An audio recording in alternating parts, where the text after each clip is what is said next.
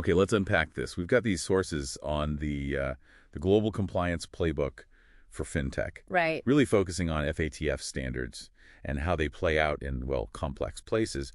We're using Nigeria as a case study here. Yeah, it's a good example. And our mission really is to cut through the jargon for you, get straight to what's non-negotiable for, solid risk management. And what's really interesting, I think, is the core shift. It's compliance isn't just about technically having the rules in place anymore. Okay. The real challenge now is showing effectiveness, actually proving your systems stop material risks. So like data-driven proof. Exactly. It pushes technology right to the front, and it has to be guided by that enterprise-wide risk assessment, the EWRA. Right, the EWRA. Okay, so let's get practical. You mentioned customer due diligence, CDD. It's changed, hasn't it? Not just checking an ID anymore. Oh, completely. With deepfakes and all that sophisticated fraud, how have fintechs had to, well, step up their game for onboarding? Well, it's really driven the need for advanced electronic KYC, pKYC. Yep. We're talking mandatory biometric liveness checks, where the user has to actively do something, turn their head, maybe 3D mapping. To beat the automated attacks, the bots. Precisely. And, this constant need for assurance, it basically kills the old model. Periodic reviews are just too slow. Right, so that pushes us towards, what was it, Perpetual KYC, pKYC? Exactly, pKYC. It's an always-on approach. Always monitoring. Yeah, using automation to spot significant changes almost instantly, like someone becoming a PP, a politically exposed person, or a sudden shift in who really owns a company. So without pKYC, you're essentially flying blind between those yearly check-ins. Pretty much, yeah. Which is incredibly risky now. Okay. And that need for real-time insight. That's why two specific areas, crypto and banking as a service base, are facing, well, a real regulatory hammer. Okay. Let's start with crypto, VASPS, virtual asset service providers. Right. FATF basically says they need the same kind of controls as banks, and the big operational headache is the travel rule. The travel rule.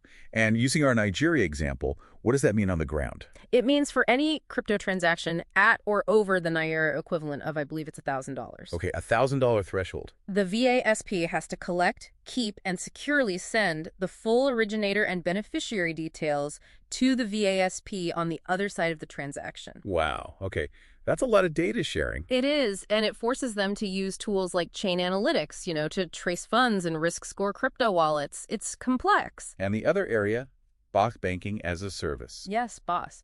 The key thing for the bank sponsoring these fintechs is what they call the no abrogation rule. No abrogation, meaning? Meaning the sponsor bank keeps the ultimate responsibility. They can't just delegate compliance, AML, consumer protection, all of it to their fintech partner and wash their hands of it. Regulatory accountability stays with the bank. Ultimate responsibility. Yeah. But how often do regulators really go after a huge bank for a small partner's mistake?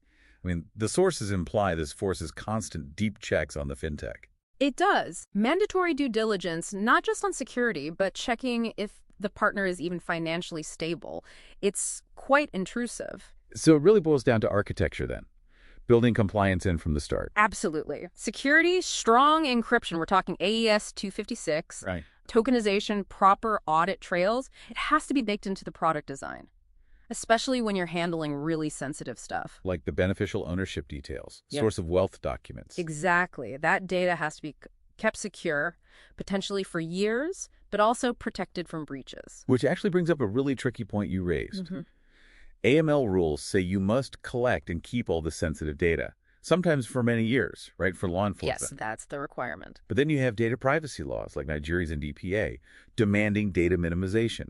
Keep only what you need, for only as long as you need it, delete the rest. That's the tension, precisely. So how does a fintech justify holding on to this potential data cemetery of sensitive info, maybe even for low-risk customers, when one set of rules says keep it and another says delete it? Well, that's the critical balancing act, isn't it? How do you legally and ethically navigate that conflict? That's something for you, the listener, to really think about. How do you manage that inherent contradiction in practice?